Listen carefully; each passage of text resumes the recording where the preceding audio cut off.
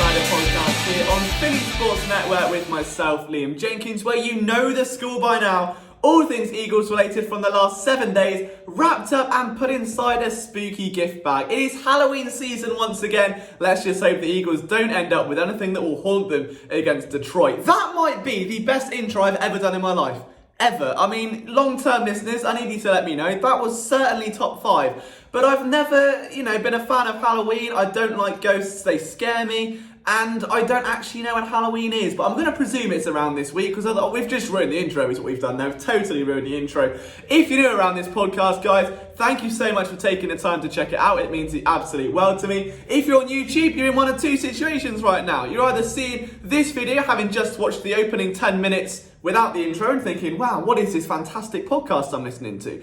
You're either on YouTube watching the whole podcast, so hello to you, waving frantically, or you're listening to this on a subway, in a taxi. You've got your Uber driver doing it. You've got it on in the background due to some sensual lovemaking on your 5th year anniversary. I don't know, but you're giving it a listen, and I appreciate all of you in exactly the same way. So, if you're not subscribed already, we are on Apple Music, Spotify, Spreaker, Stitcher, iHeartRadio, Google Play, one that's orange called like Podbox or something, and here and everywhere else.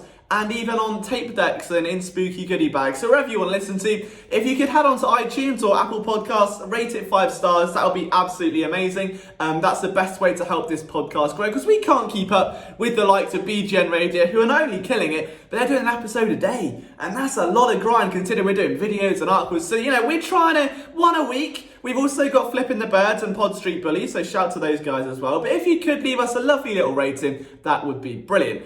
Without stalling, guys, we've got to talk about the Philadelphia Eagles, and I think a lot of you probably want me to open this up with Jalen Ramsey, but the thing is, yesterday I put a video up and that got a lot of attention. I think it's on over 5,000 views, so thank you for checking that out. I've just noticed on video my chair is a lot lower than I thought it would be, so I've got to work on that moving forward. Or I could have started with the fallout of the Minka deal. Should the Eagles go and trade for a corner? Should it even be looking at a player like Eric Berry? Do we structure this whole podcast around what you've already consumed the whole week? No, that's no fun, and it's not LJ related. What we need to do is give you some awful analogies, because that is what this podcast is known for. And I noticed something on Sunday, and it was something that I think has stuck with me ever since, and I don't know what to think about. And the thing is, I think we've hit a point with this team where expectation was so high at the start of the year. Like all through preseason, all through training camp, it was so exponentially high. Everyone's like Super Bowl or bust, it's championship game. Playoffs are almost a guarantee. No matter who you talk to, every playoff ranking, every analyst has got them at least at like 8, 9, 10 wins, right? Anything less than 9 wins seems absurd. It's almost insulting. And it feels like any time that you criticize the team, or whether it's in an analytical way or a take on Twitter or calling someone a bum, not that I do any of the latter two, you get a lot of feedback. And the feedback is, oh my God, guys, it's 2 weeks, just chill out. All right, and they get a bit angry. Now, I want to take a stance and say, look, just because your team is hyped to be a Super Bowl contender doesn't mean they are one out of the gate. Good things take time. Sometimes you've got to marinate, you've got to settle in. They always did under the Andy Reid era. It took them a few weeks. We've even seen it under Doug Peterson. But one thing that cannot be excused, and this has to be critiqued, so buckle up. I'm ready for the comments. Give me all you've got. Is starting fast. All right. And it feels to me that if you emphasize something so much, like this is a daily thing, right? Or like a weekly thing, at least once every press conference, it's starting fast, can't start slow, can't have 3 and outs on offense, can't stay on the field on defense, gotta score first quarter points, gotta score on the first drive. And it's been that way for a year and a half. Mainly because in 2017, the Eagles ranked 2nd in the league in first quarter points, which is brilliant. 6.4. That was up from the 3.5 they scored in 2016, which ranked them 24th in the league. And then in 2018, that number literally sliced in half. It went down to 3.2. That ranked 31st. And you might think things can't get worse, but if you've seen the opening 2 games, it already has. They're on 0. Big flat line. Zilch. Numero... What is it in Spanish? No, that's German. I don't know. 0, all right? They've got none. Second quarter points, though. They're doing a bit better. They rank 18th in the league. Third quarter points, or first half points, I should say, they rank 23rd with 6.5. But do you know what the most worrying thing is? Okay, the most worrying thing of all, it isn't the first quarter points. It isn't starting fast. It's the bigger picture. It's the bigger pie. All right. Because in 2016, the Eagles had 51.6% possession in the first half, ranked 9th. Third in 2017, 8th in 2018, and 26th through 2 games. 46 points. It's the only time in the Doug Peterson era that the Eagles rank below the top 10, or outside the top 10 in first half possession. 46.2%. That's worrying. For an offense that is built to be so explosive, that is built to be so dominant, so dangerous, so down your throat with the run game, it's not there.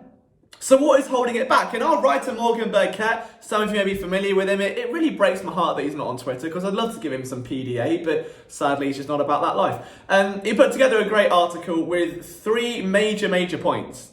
If I could, I'd like to read those out. Not that he's got a choice here, I'm just asking permission, because I'm a nice British gentleman. That's what I do. But he said that against Washington, there were 3 incomplete deep throws in the last 2 drives. Otherwise, no attempted passes over 15 yards. And that's not even Atlanta. You can't go, well, there was no Deshaun Jackson, no Alshon Jeffrey. That's Washington. So that's the thing. For a team, you've got Deshaun Jackson, the best deep threat in the league. Zach Ertz over the middle. Alshon Jeffrey, nothing. Nothing at all. 3 completions on first down were to running backs. Against the Falcons, all passes completed on first and second down in the first half were under 10 yards. That doesn't sound good. That doesn't sound pretty at all. And again, you compare this to 2018 where the receiving corps wasn't as great. It wasn't as explosive. You didn't see the backfield demolish other teams the way they do. Another thing that Morgan noticed, something that a few savvy viewers will have picked up on. It said a major change from game to game was how Miles Sanders was being deployed. After middling success under center, the team clearly wanted to move Sanders to the shotgun. Right? While it was definitely an improvement, it also took shotgun carries away from Howard, who's had a fair share of solid gains from that formation. In fact, in 2018, he averaged 4.2 yards per carry. And anyone that knows Miles Sanders' game right now is knowing that he's averaging way under 3. In fact, even Jordan Howard, his 4 carries from under center have gone for 27 yards, a 6.8 yard average. He was on the field for 18 snaps against Atlanta. There's just so much to even get into. And you can look at this and say, hey, maybe it's play calling. Maybe the injuries did play a role in week 2, but there's a pattern here. And what's worrying to me is that this very much reminds me of, I think, a situation most people will be familiar with, where you're at work, you're in town, you broke up with your ex a few months ago, life's good, you've bought yourself a new jacket, you're feeling yourself, everything's gravy. And then someone walks past wearing a perfume, and you freeze on the spot, and you're like, oh, and then Marvin's Room starts playing in your head, you get a little bit emotional, and you're drunk text her a week later. That's this offense. And I'm not just saying it for the sake of an awful analogy. I really wish I was, okay? But I put together a table in an article the other day. 2016. This is what happened in 2016, okay? The Eagles lead Russia in weeks 1, 2, 3, and 5. They had a bye in week 4. Ryan Matthews, Darren Sproles, Wendell Smallwood, Ryan Matthews. What can we take from that? Well, the backfield had no identity. In week 3, Wendell Smallwood put up what was then a career game against the Steelers, scored his first touchdown, outdid Kenyon Barner, shout out to the throwback. And then the next week, nowhere to be seen. Ryan Matthews, 22 carries in week 1. The leading carrier in week 2 had 12. There was no identity in the backfield. They had no idea. It was a complete roulette wheel. Spin it and see what happens. The leading receiver in those games, okay? Jordan Matthews, Darren Sproles, Jordan Matthews. Noticing a pattern? Everything over the middle or in the middle. Nothing outside. And you might think, well, that's fine, but this year we've got Deshaun Jackson and Nelson Aguilar. And that's fine. Do you know what? The Eagles still might be without Alshon Jeffrey this week. They still might be, without Alshon Jeffrey and Deshaun Jackson. The pairing. They might get both back, you never know. But if they don't, which is likely, bearing in mind this is the Eagles injury staff and hardly the cast of ER, there's something to worry about there. Because if you're telling me that last week's offense, where it was Zach Ertz and Nelson Aguilar, the two leading receivers, did not show you echoes of 2016, Wentz flashing inconsistency, then flashing greatness in other plays, the running backs couldn't get going, and all attention was going over the middle. The one area of the field, Atlanta is strong on defense. Attack Desmond Trufant, attack Isaiah Oliver. You don't get Deion Jones and Keanu Neal into the play if you can avoid it. Nah, just give it Aguilar and Ertz over and over again over the middle. That's fine.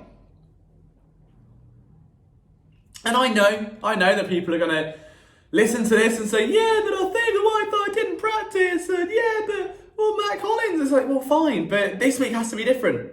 And if it's not different, I'm genuinely concerned. And I don't know who it falls on.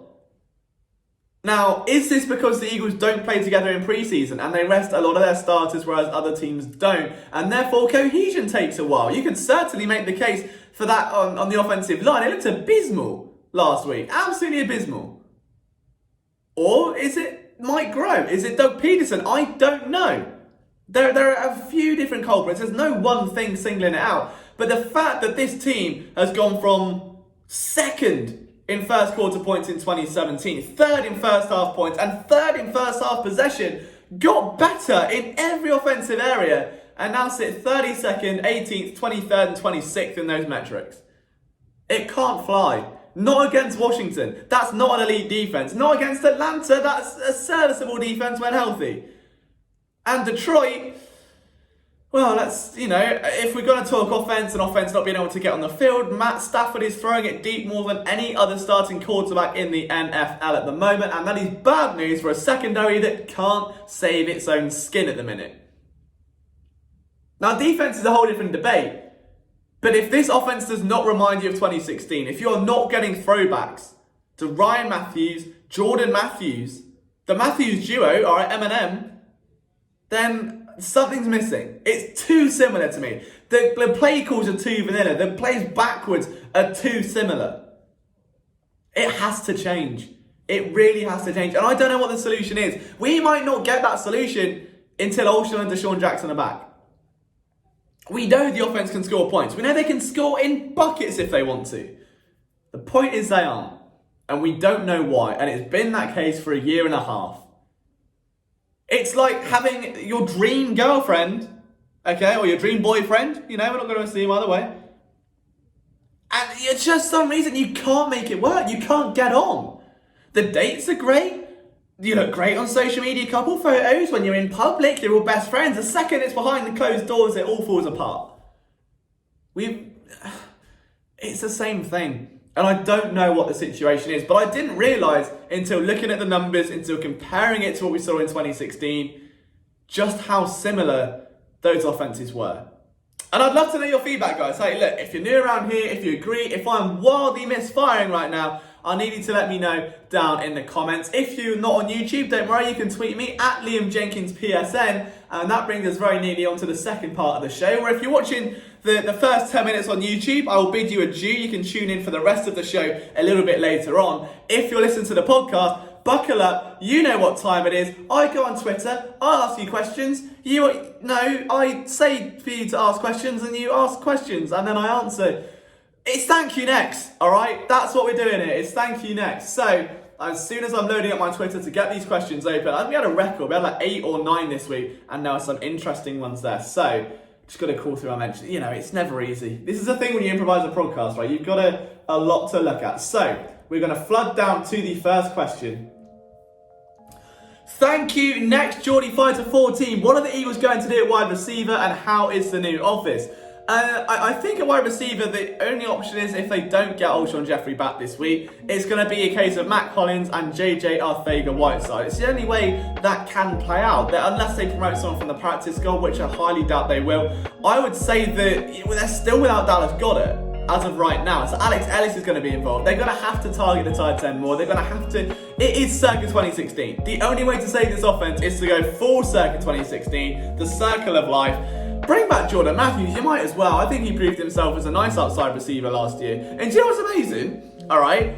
For the real OGs, the guys that follow Elliot Shore-Parks on Twitter, when he said that he's one of the better deep threats, who had his best season as a deep threat, and someone quote tweeted it and said a number or something like that, and everyone jumps on the bandwagon and had a go at him. Do you remember after, I think the first time Elliot came on this podcast, and I made the argument that Jordan Matthews was a much more complete receiver, and he did believe me. I feel like I set him up for failure there. I'm sorry, Elliot, all right? That's on me. But you made a valid point, and I think he'd fit the, it's an immediate fix, it's short term, it's cheap, it's cheerful, gets the job done. How's the new office? If you're on video, you can see behind me, right up there, I've still not decided what's going there. It's either a Charlton shirt, an Eagles jersey, or a neon sign. But do you know what the best thing is? It's spacious, I can work, I've got a load of post-it notes which you can't see like up there. It's about the size of like a living room. But to me, it's just a space to work. Like I was working from my same tiny bedroom for 5 years, and then doing it full time for a few months, it grates on you. My desk was so small. Being a 38-inch vertical behemoth that I am, I couldn't get my legs under the desk. I was getting like knee problems. So it's just nice to actually have a desk I can sit at, put some music on and grind and give you guys content. So I love it. Best decision I've made in a long time. Thank you. Next, Will Roberts, another regular listener of the show, says, who will have the most surprising game against the Lions on offense and defense? That's a good question. On defense, I sounded like some sort of Michael Buffer, like on defense. Okay, let's go with oh, it's tricky, isn't it? I think if Camu Aguja-Hill is back, he'll make an impact. I don't know if he is yet. I'm not sure exactly what the status is. The final injury report comes out a bit later. Which, knowing my luck, we know how this podcast goes. I'm going to record this within 6 minutes. The Eagles will trade for Jalen Ramsey, and then my answer will be him. Although he can't play, so that was just a joke, okay? I think outside of Camu, if he's not back, I'm going to probably put my money on Sidney Jones. I think he had a fantastic game in week number 2. He can only build on that moving forward. I can't wait to see what he can do. I think he's really coming into his own now. The confidence is building, and he's one corner that's actually thriving in what Jim Schwartz is asking him to do. And that, believe me, is a lot easier said than done, isn't it, Ronald Darby? Jack Fritzadelphia is legendary, says, when is Fritz hopping back on? I don't know, man. I mean, we had a bit of playful flirting, on the Art of the Take podcast. Him and Spike would take notes. Spike doesn't follow me on Twitter now because my old account got suspended and he hasn't followed the new one, and that's heartbreaking. But hey, Fritz can come on whenever he feels like. I would love to have Jack back on. Maybe I'll arrange it as soon as we can. Now he's starting up his new version of Harper Lent ahead of a potential playoff run. Thank you. Next, No Pro Sports. Here's a question. How many subscribers did PSN have at this time a year ago? If you have to pick a platform, use your YouTube channel. I don't know. I think, honestly, it's probably like 4,000, 5,000, because I couldn't monetize it until midway through the year, if that. Like, it's only been a very recent, I think, spike in growth. So it was so under the radar for so long. And then I think the Jordan Mailata video happened last year, and I got a massive spike in attention and was able to, I think, to just sustain it. Like, I knew then what I wanted to do with that channel when I had the platform. And it's luckily grown since then. Also, completely different note, alright? I know there's a few of you out there that aren't going to get to this point in the podcast, because by the time you listen to 6 seconds, you leave a comment with just your YouTube channel down below. That's fine, alright?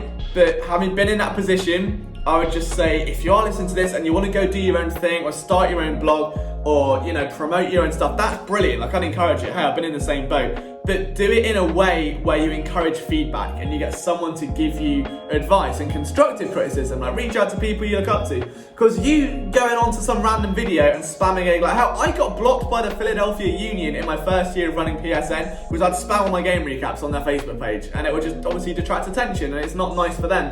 And I'm kind of on the other side of that fence now. So having been there and experienced that side of it, just ask people for help, network. That's the most important thing, is just trying to grow yourself, get your name out there, and show people what you're about, and just offer constructive feedback to other people as well, because you want to generate discussion. I know it's a completely separate point to what you're asking. Something that is a bit mental though, back onto your point though, Pro, is that, so essentially last year, the Philly Sports Network website, so not the YouTube channel, but phillysportsnetwork.com, had 1.9 million views, and we've just passed that already by September. So Yeah, it's unreal. So this is sort of, I think that's probably a more comparative growth spurt way of looking at it, if you'd like. So that's really cool. If you're looking at the video, I'm probably getting a bit teary. It's mad. It really, really is mad. But thank you so much for all your continued support. Superman783 says, in the event we don't land Ramsey, what should the next steps be? And do we pursue another trade before the deadline? I think that's very likely. I mean, we know how Howie Roseman works. We know, I think, how Golden Tate was acquired. We know when Ronald Darby was dealt. We know when Sam Bradford was traded. We know when Howie likes to strike, and it's when the iron's hot, when there is an opportunity. Jalen Ramsey right now is the biggest opportunity most teams will have this year. There's no denying that. The question is, what do the Eagles give up? And we'll get to that in a little bit as well. But if they don't get it, I can see them taking a flyer on Eric Berry and maybe moving Malcolm Jenkins into the nickel and pushing a corner. I think that could work. Anything to just bulk that secondary out a little bit, I think would make a lot of sense. But it's really, really difficult to kind of pin what the Eagles are going to do next, because I'm firmly of the belief that even if you get Jalen Ramsey, you fix half the battle. If you've got a leaking pipe, you don't go and buy a new boiler, you fix the pipe. And that's in a way, I'm pretty proud of that. That's a good intro and a good analogy. We're doing well here. I think that this is scheme. And you can Jalen Ramsey is an oddity among NFL players, where you can line him up wherever you want. Man, press, zone, off, bail, trail, flail, whatever technique you'd like, and he's gonna fly, and he's gonna thrive, and he's gonna give you ball production and secure tackling and freak athleticism and a swagger which other corners simply can't. That's brilliant. The bottom line is, though, that one half of that secondary is still going to be exposed, right? So you've got Jalen Ramsey one side, let's say pressing Adam Thielen or pressing Stephon Diggs. Outside, you're still going to have Ronald Darby. He's still going to be 10 yards off the ball, and there's still going to be no safety help. So it only fixes half the battle. And my other worry is if the team do go out and get him, and I said this in a video yesterday, that if they do go out and acquire Jalen Ramsey, and he comes in, and absolutely balls out, ruins the league, gets another 150 tackles, makes another Pro Bowl, that's fine, and he adapts and Jim Schwartz adapts his scheme, brilliant. But is it not then a bit of a statement that Schwartz can adapt, he just hasn't? And why? Is it because he hasn't had the talent? Because if that's the case, the Eagles now have 3 years of draft history and a trade for Ronald Darby that are useless, essentially. If you're not going to adapt your scheme for the players that you can marinate, but you're going to do it for a player you get on a whim trade where that shouldn't have been a possibility at the start of the off-season, I don't like that. I think you should be willing to play. It's the Jimmies and Joes, not the X's and O's, as a common football saying occurs. And I think the Eagles do have a lot of talent at corner. You look at Sidney Jones, you look at Rasul Douglas, you look at Devontae Maddox. So I deliberately did not name Ronald Darby because I will not get off this hill. Worst move of the off-season. I said it in July, whenever it was. I'll say it now. I'm not a fan of it. I just think there's a bit more to it now. I was expecting him to struggle. I wasn't expecting him to drown, right? So I don't know. I think that would be more of a credit on Schwartz. But that's, again, a whole different, debate. Sanders Hive, thank you, Nick, says, who has the better game, J. Jewel or Matt? Now, do you mean who has the better game on Sunday? Because I'm going to argue Matt Collins, JJ Arcega-Whiteside, sorry. Because Matt Collins, to me, other than size, lines up in the slot, has a similar kind of skill set to Nelson Aguilar. I think they're just going to try and feed Arcega-Whiteside the ball. I can't see Matt Collins taking too much away from that, especially with a week of practice where they're ingrained with the ones and there is a solid game plan. I can't see a world where Hollins is getting targeted more often, at least intentionally. If it happens on a whim or it's just going through weeds and JJ can't get open, then fine. Outside of that, though, I can't see that happening. Thank you. Next, Dylan Laughlin 13 says, who deserves to be the RB1? Should the Eagles change their game plan? And if so, do they need to change in there to pick it up? Especially in the first half. Yeah, okay, got you. And I think, where I stand, it's Jordan Howard. I think Miles Sanders, they're trying to put too much pressure on him. They're trying to do a bit too much. I think it's like they're force feeding him the ball. And it's just not happening. I'm not a fan of it. He's clearly not working, right? He's averaging 2.3 yards per carry. There has to be more to it. Give it to Jordan Howard. Jordan Howard should have thrived against that Atlanta defense. He was the perfect back. Bearing in mind, Atlanta were coming off a week where they were shredded a new one, okay, by Minnesota. Dalvin Cook ran rampant. And the Eagles go, nah, get Miles Sanders, balance everything outside, don't even worry about it. Everything is fine. It wasn't fine. Big plot twist there. So yeah, I would go with that. Outside of that, are there any more questions I have not seen? I don't believe so. If there are, I'm very, very sorry. But if you'd like to submit some questions, all you've got to do is tweet me at Liam Jenkins PSN or follow me at Liam Jenkins PSN. And you can get all of the Thursday tweets that go out. You just reply under there and you get your question read out on the podcast. It's nice and simple. Job to good in, really. The show where I probably put an advert break in, but I don't really have any sponsors. But all I can say is that as of right now, in the town I live, the fairground is here, which I don't know if you have them in America, like carnivals, but they travel to town, and you've got all the, funky fairground rides. And I can't tell what is more of a fairground ride this Eagle season, or what's going on over there, which looks to be a ride that is just spinning people like that. This is the worst thing, but it's on an axle and it's doing that, and I don't know, there's a lot of movement going around and it's freaking me out a little bit. I think the ride is called Freak Out, believe it or not, so there you go. Yeah, the puns come natural, what can I say? We're going to move on though to a couple of different things. We're going to save the best for last, which is Jalen Ramsey. We're going to get on to an area of concern, which I think has to be addressed now, and that is defensive tackle. Because after an off-season of revamping and rebuilding where you have Malik Jackson and Timmy Jernigan comes back, you lose Malik Jackson and then Timmy Jernigan comes in and that's fine. You're like, right, everything is saved. Jernigan's here, he's playing angry, he's got a chip on his shoulder, and then Jernigan goes down, he's got a boot on, and I don't mean like a football boot, I mean a boot. And now it's down to Hassan Ridgeway, who was traded for on day 3 of the NFL draft. So all of a sudden, this has gone from being a very dominant, very, I'd say, a position laden with breathing room. Wow, I've just turned into William Shakespeare. To one that has no depth at all again. And somehow we're looking at Hassan Ridgeway and Akeem Spence and maybe even a Bruce Hector to solidify this. And it's worrying. It really, really is, because Fletcher Cox can't get a break. He's already battling some sort, I think it's a foot injury or something, like he should be good to go for Sunday. But God forbid if Fletcher Cox goes as well. This was something that was perfect at the start of the off-season, and now, given that the problem that the Eagles have is that scheme isn't helping. It's really, really not, because you're playing corners 8 to 10 yards off the ball. And as we've seen before, the Packers started it, then I think the Lions did it in 2016. The Giants, most notably, were the first team I noticed to do this over and over again and just go after one cornerback over and over and over until they yield and give up. And now every team's doing it. Case Keenum is doing it, and it's Case Keenum, right? The ball is coming out so quick. All you've got to do, if you know you've got a corner 10 yards off, is drop back 2 seconds and throw a slant. We saw a perfect example in the Atlanta game. Matt Ryan, RPO, fakes a handoff to Freeman. That draws down Nigel Bradham. As he pulls back, Brown's down here. Big open space behind him. Jobs are good. First down. And that's happening over and over again. So the problem is, with the ball coming out quicker, the pass rush can't get there as fast, meaning they're burning out. They're just getting play after play after play and slowly but surely beginning to dissolve away. And now there's no up-front interior pass rush. One has got to worry about the run defense. A little bit. At least the initial burst, like the opening 2 to 3 yards. I think Zach Brown should clean up like an absolute mop. But it is a worry. And I don't know how they're going to field it. Like, I'm a big Hassan Ridgeway guy. There's a film of him on the YouTube. God, I broke the camera. That's a new iPhone 11 Pro as well. Oh dear. We arrived. Don't you see? You only get the best in the Outside Insider. I get that animated. Oh, it's gone again. Right.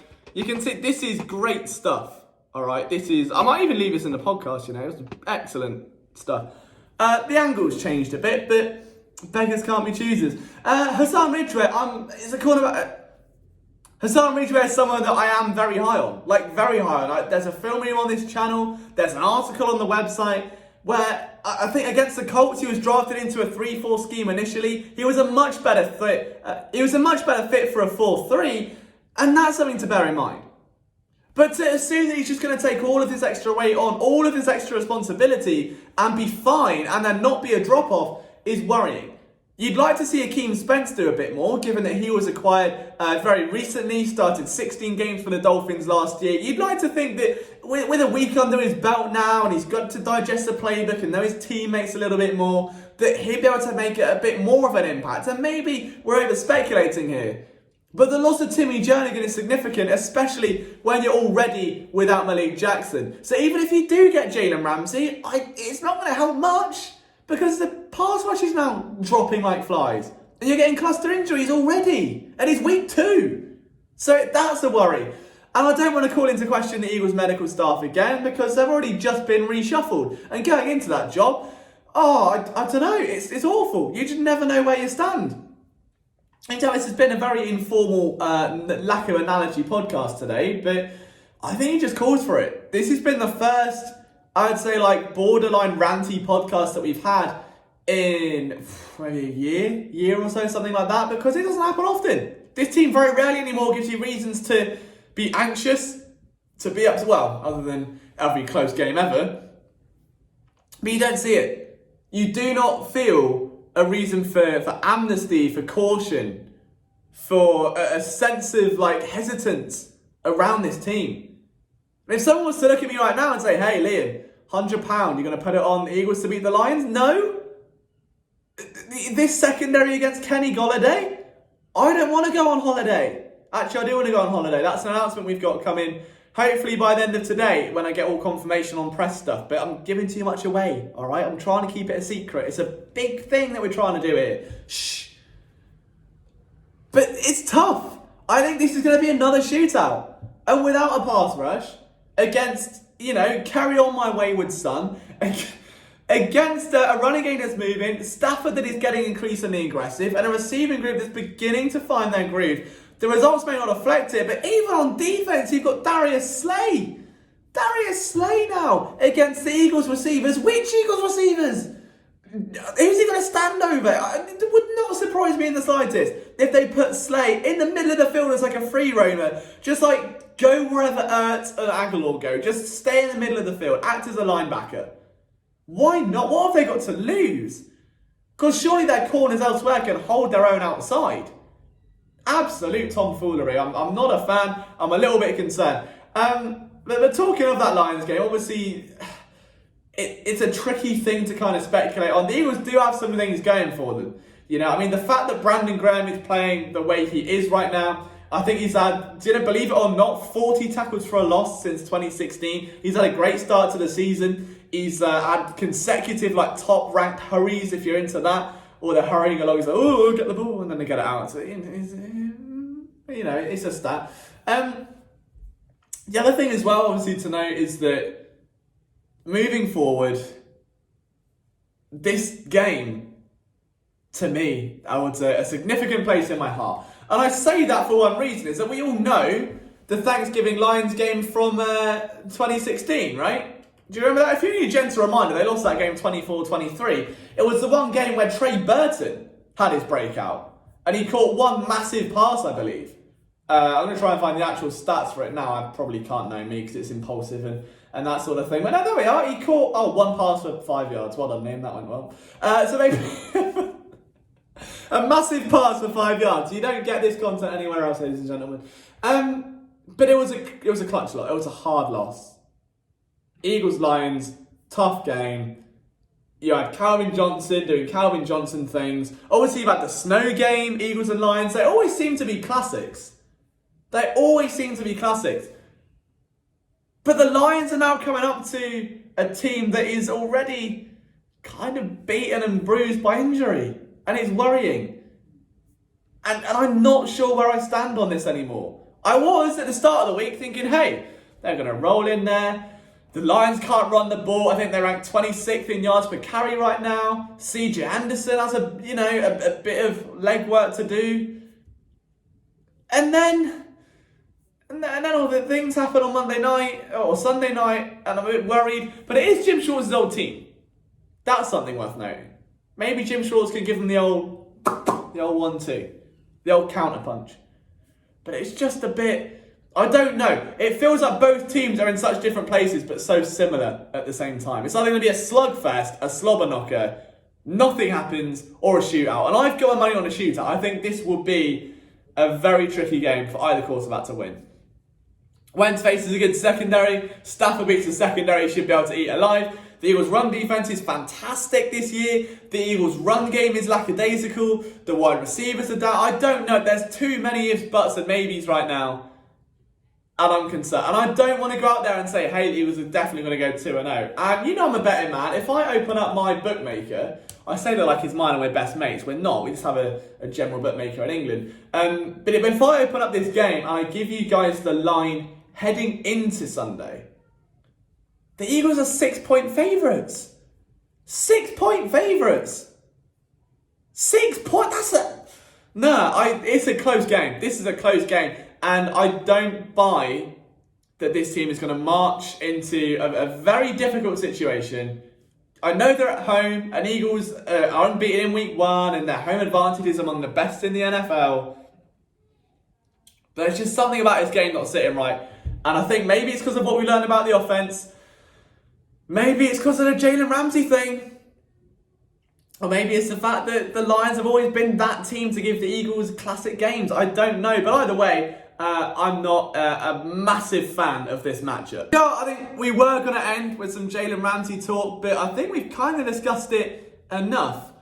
If he does come to the Eagles, he can't play Sunday anyway, so he's going to have to play next week, and by that point, it's a 3/4 of a season rental. There's a lot of ifs, buts, and maybes, but the one thing I want to end on, because it hasn't been discussed, everyone's like, Jalen Ramsey's fantastic, but what do the Eagles give up? And I'll get to that in a minute, all right? Bear with me a minute. Everyone likes to think about the price tag, Jesse J, all about the money, we don't need your money. Everyone's on that. No one's really looking about the contract, the franchise tag, the tender, or any of that, information. Sorry, I've got something in my eye, and my eye has gone all kinds of red right now. I'm very worried.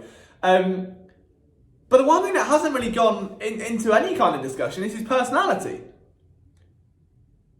And what worries me here is everyone compares him to a diva. Everyone compares him to, he's got a personality problem. He chirps too much. He does this. He does that.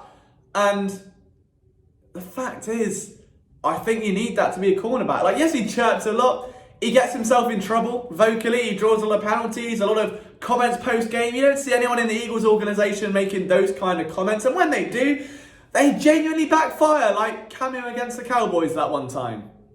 That didn't go well, did it, when he dropped the intercept? Good. But I think he'd do that in the Eagles organisation because they don't allow that sort of behaviour.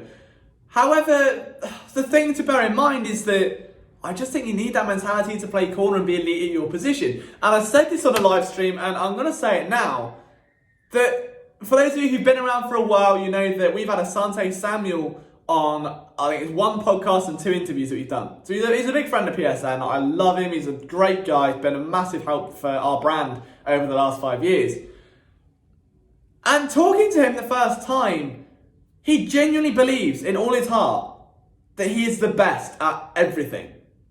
And it's not like an egotistical dickhead kind of move. It's not oh my God, I'm the best, everyone else sucks, I'm amazing, and his arrogance and his condescending nature. It's not at all. It's this self-confidence. And it can come across abrasive or the wrong way or egotistical, but then he's a future Hall of Famer. And he's someone that broke an Eagles record for interceptions. And he's someone that thrived in New England, that thrived in Atlanta, that is one of the best off-cover corners to ever do it. For a reason. Because of that mentality. And I see that same killer instinct, that same aggression, that same drive in Jalen Ramsey.